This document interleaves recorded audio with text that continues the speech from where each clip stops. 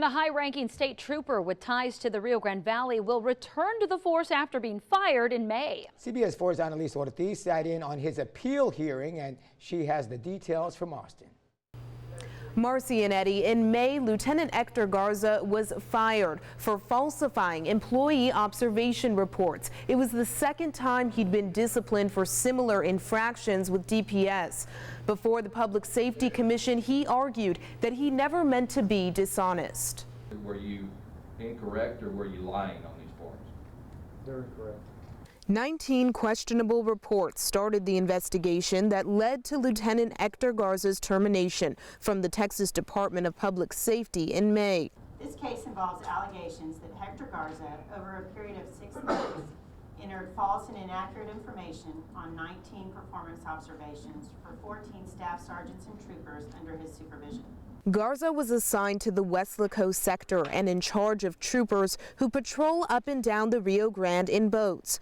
Garza was responsible for periodically observing the employees as they performed tasks and formally documenting it. According to testimony, the investigation found that Garza reported conducting observations on days he wasn't even in the valley.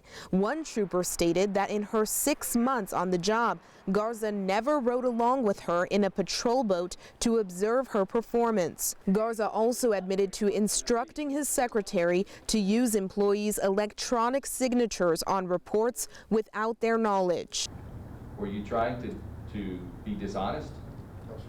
Garza stated that he often worked overtime and was busy on the border. He says he took a shortcut on the reports because the deadline to complete them was looming. He also said discrepancies in dates and times on the reports were honest mistakes. I've always tried to do everything correctly, and being as short as I was on time, I was a bit afraid of getting in trouble.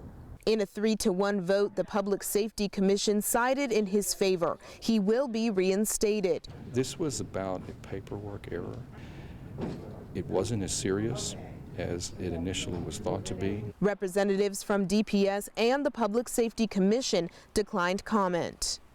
It's unclear at this point whether Garza will return to his position as a lieutenant in the Weslaco station. In Austin, Annalise Ortiz, CBS 4 News and ValleyCentral.com.